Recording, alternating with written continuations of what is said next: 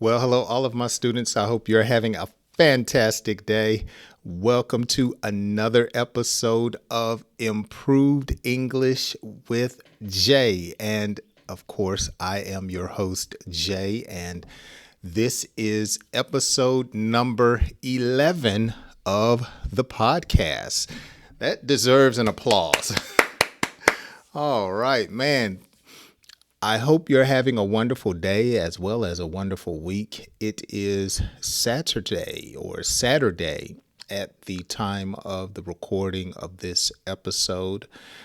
I usually release episodes of Improved with English on the weekends due to my schedule. So this past weekend was a very busy weekend for me, which included Father's Day at the top of the week. And I hope you celebrated the father in your life, grandfather in your life, stepfather in your life, especially those that are doing a great job. You know, my sons took me to an Atlanta Braves game as my Father's Day gift, and we had a great time. As I said in one of my videos on my Parlay with Jay channel, random conversations that we have in English, I was talking about how hot it has been here in the state of Georgia, here in the United States. And we are now in a drought. We have had extreme heat for a long period of time now. We haven't had rain in, I can't tell you the last time we had a shower outside as I look outdoors. But it was a great day at the ballpark. I mean, it was a little cloudy and it was breezy. It was the perfect day to be at a baseball park, because it wasn't a night game, it was an afternoon game. So that's when the sun is really out. And I thought we were going to bake, but it was not a scorcher. It was not that hot. It was just perfect. But it's so beautiful when you have weather like this, whether you go to a ballpark or a park in your city or neighborhood. It's such a great day to go to the park. Do you have parks? If you live outside of the United States, I know parks here are very, very popular. Now we have what we call green belts, and a green belt is actually like a walking trail around the city, and it will last for miles, and it's usually like on a scenic route, and it may last you, 2, 3, 4, 5 miles or more to walk around the city, and you have families that do it. And so if you are a park person, this is just great weather to go in parks. We have a park. Let's see, I think we have 2 parks here. No, we have more than 2 parks now that I think about it. I am in a rural area away from the city. So we have lakes in our community, in our city area, and 2 of them, as I think about it, have lakes or water that you can go to, but that's usually not the case everywhere. Let me know, do you have parks in your country or in your city where you may reside, whether you're in the United States or outside the United States? That's not going to be today's topic. I do have a story for you guys, but I don't know. I just started talking about parks because the weather is so beautiful. Now, before we get into today's story, be sure, if this is your first time watching or listening, be sure to go down into the description and you will find links to my other videos, playlists that you can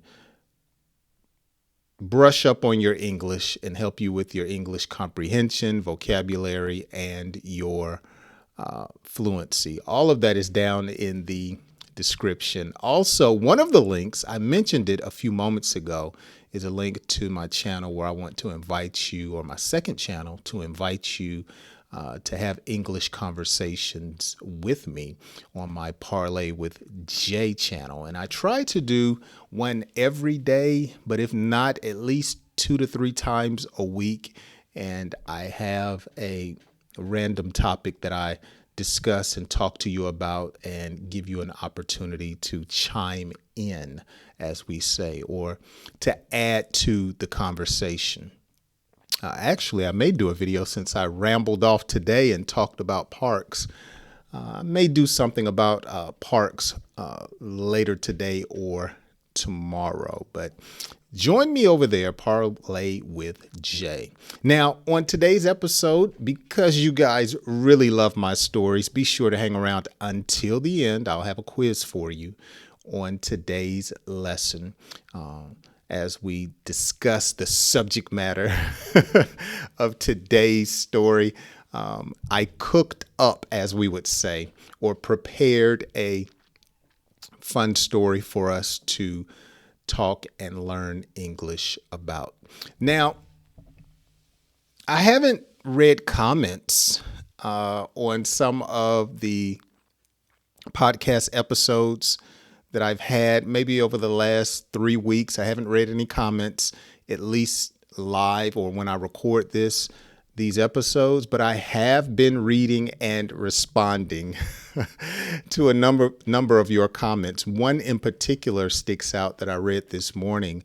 One of the viewers who is also learning Russian left me great feedback about adding accents to the words that I read, and that would be a lot of work.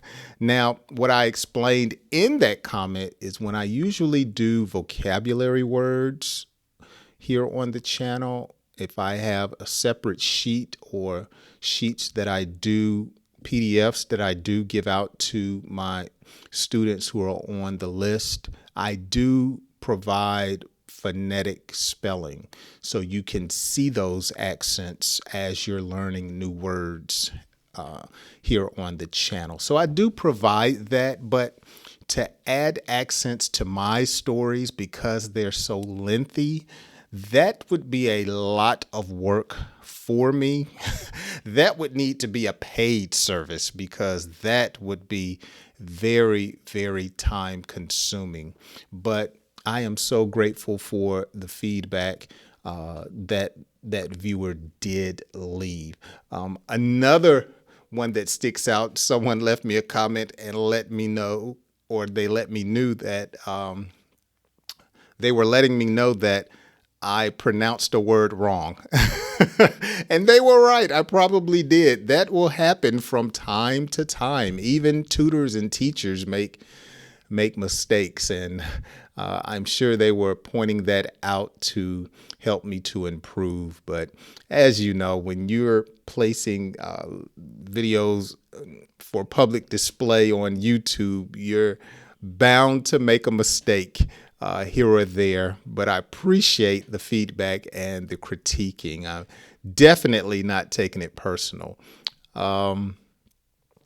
You know, even when you watch television or go to the movies, when you watch the news, you see that even on live recordings and airings, they make mistakes in the errors. But I found that to be quite amusing. It's not the first time that has happened, okay?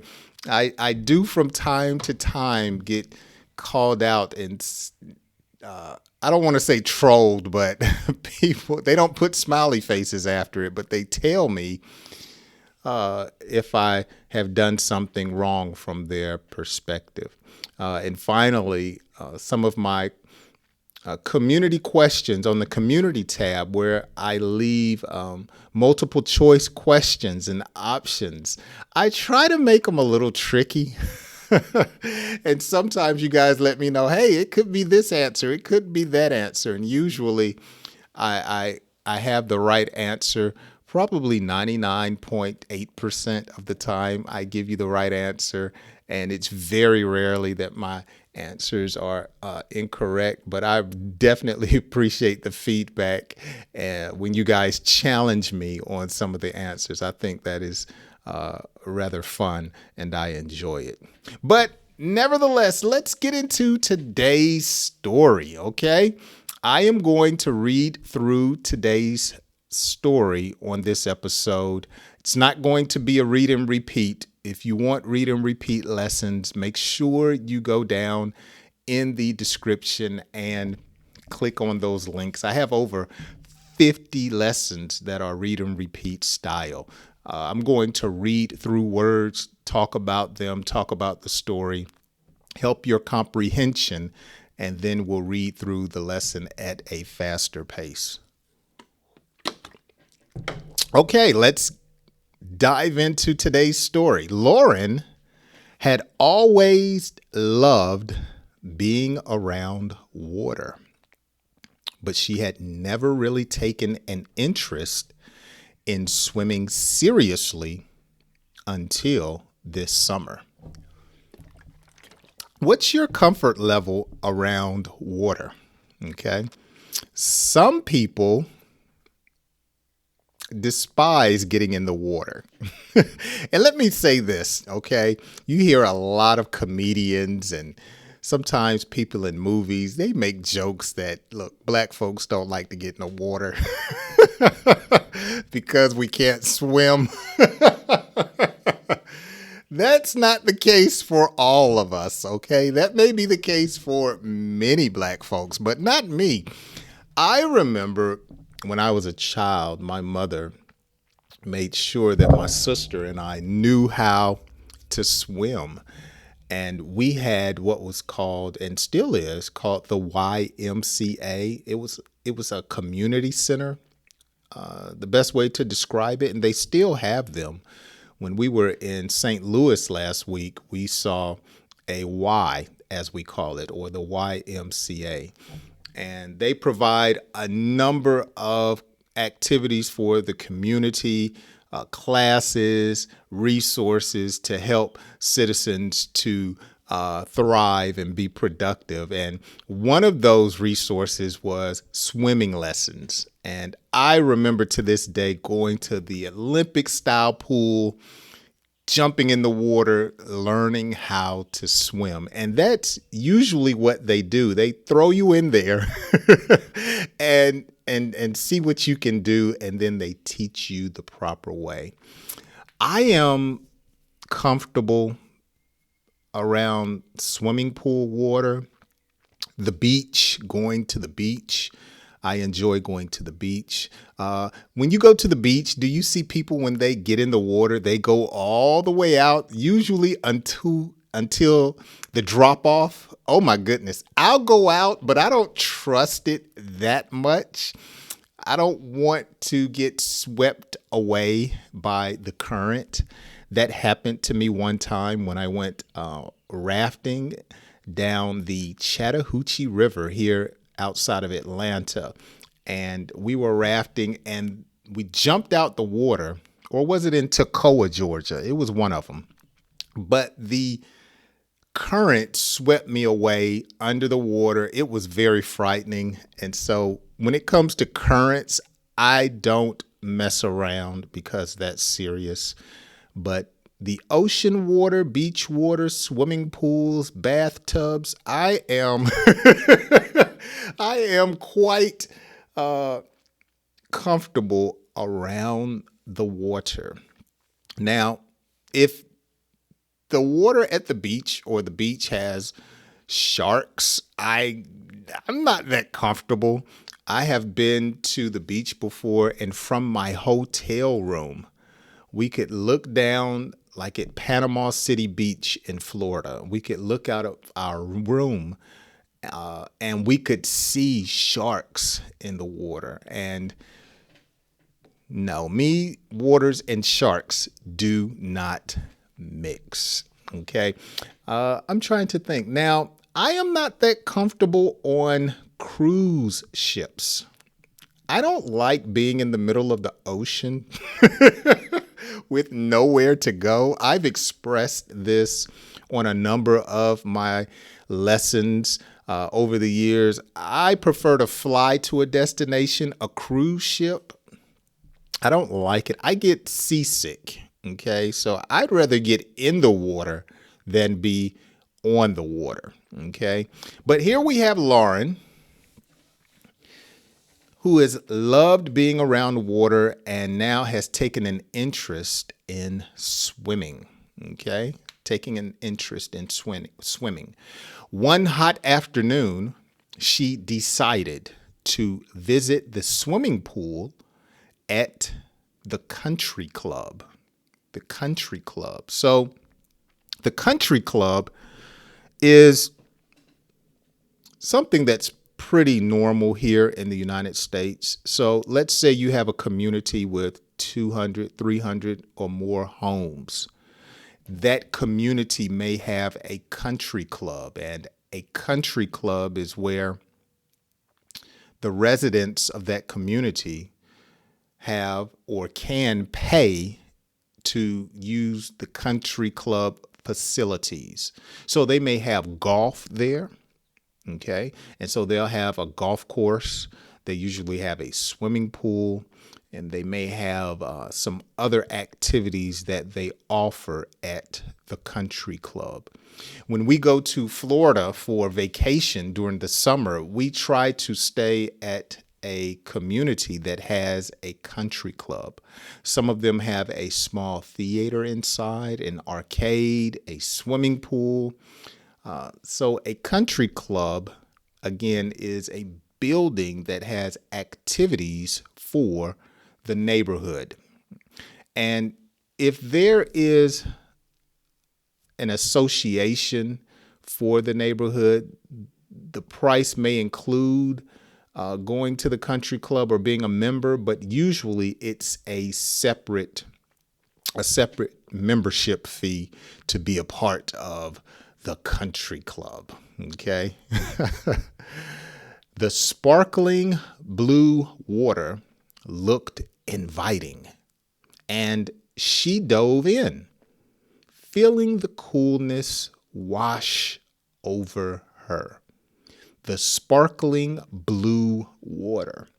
Sparkling blue water. You know, when I think about the swimming pool, they can get the water to be blue. Now, when you go to a hotel, it's like a dingy, dirty blue. I can't get into swimming pools at a hotel because they just, or on the cruise ship. It's just too many people in it. That's just my personal feeling about it. Oh my goodness. My wife told me that, and I found this hard to believe. I kind of challenged her, but she may be right. I haven't looked it up. But she said they don't use chlorine in many public pools anymore.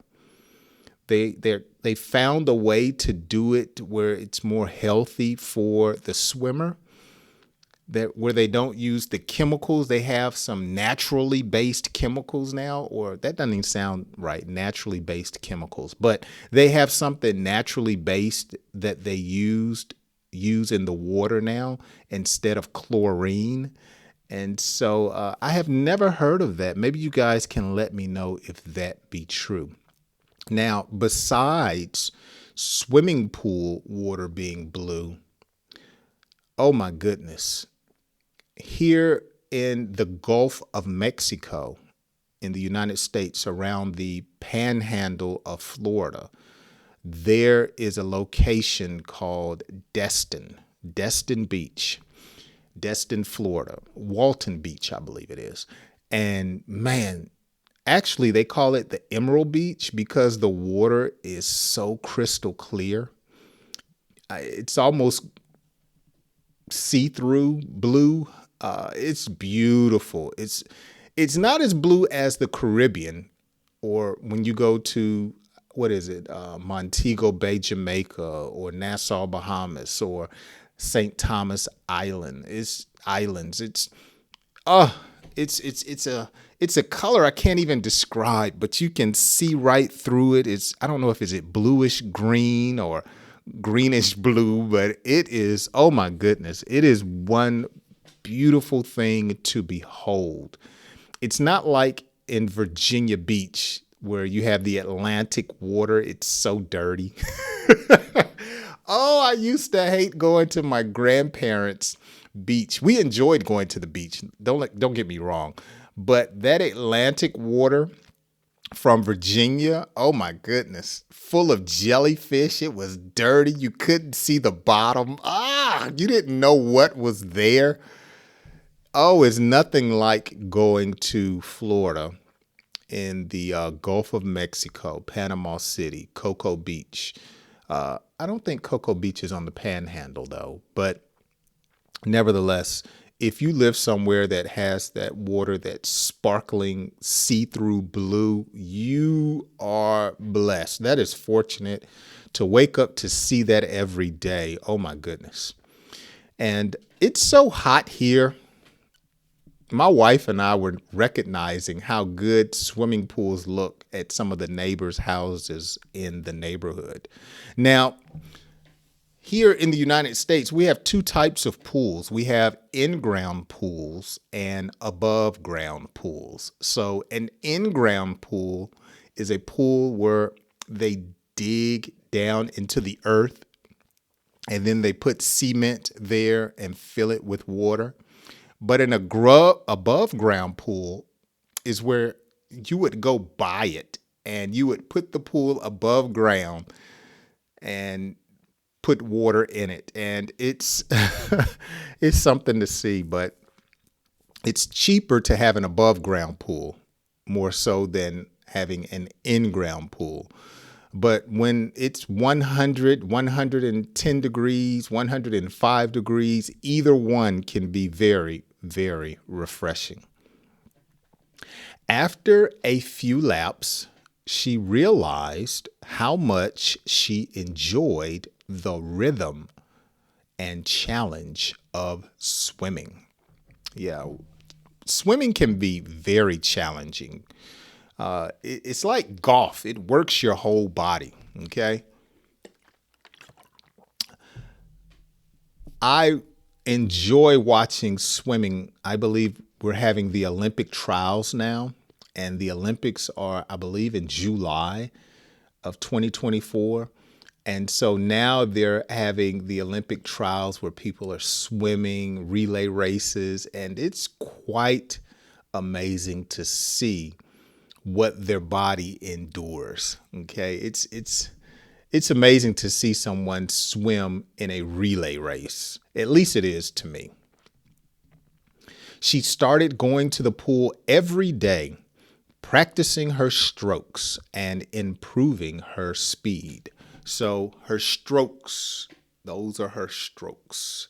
You know, when you're swimming, you know, your face is down in the water, your strokes. By the end of the summer, she was swimming like a fish. Inspired by her progress, Lauren decided to try out for the high school swim team in the fall. Now, when it says she was swimming like a fish, it doesn't mean a literal fish, but it means she was comfortable in the water, just like a fish is. Okay, so she was moving, she was agile, she was doing her thing in the water. Her friends cheered her on, excited about her new passion. She worked hard, balancing her schoolwork and swim practices. When tryouts came, Lauren was nervous but determined. She gave it her all and swam her fastest. To her delight, she made the team. Oh, what a great feeling it is when you make a team, whether it be an academic team or a sports team. It's very, very validating that your skills are recognized and accepted. So I know how that feels. And I also know how it feels to get cut from a team or to be told you didn't make the team. That is harsh. Goodness. Wow. Go ahead, Lauren. Her dedication had paid off, and she couldn't wait to compete in her first swim meet. Lauren's journey from casual swimmer to a team member was a story of perseverance and newfound love for the sport. So she was a casual swimmer. Okay. So she swam from time to time. Now she's considered an athlete because she does it more frequently. And so swimming is not only something that you can do casually. You have some people, they are casual drinkers. Okay. They don't drink all the time. They may drink special occasions. Okay. You may have someone that is a casual watcher or spectator of sports. Okay. They don't play or watch it all the time. They're a casual viewer, as we would say. So casual, it lets us know that somebody does something from time to time. Okay. Now what we want to do is read through the same story at a faster pace. Okay. So I am going to read through without stopping, talking, explaining different things about the story. I'm going to take a sip of water and then go through at a very fast pace. Now, I forgot to tell you, as always, you can find today's story and read along with me down in the description of today's lesson. Okay. Let's get ready to dive back into the story at a faster pace. Lauren had always loved being around water, but she had nearly or never really taken an interest in swimming seriously until this summer. One hot afternoon, she decided to visit the swimming pool at the country club. The sparkling blue water looked inviting, and she dove in, feeling the coolness wash over her. After a few laps, she realized how much she enjoyed the rhythm and challenge of swimming. She started going to the pool every day, practicing her strokes and improving her speed. By the end of the summer, she was swimming like a fish. Inspired by her progress, Lauren decided to try out for the high school swim team in the fall. Her friends cheered her on. Excited about her new passion, she worked hard balancing her schoolwork and swim practices.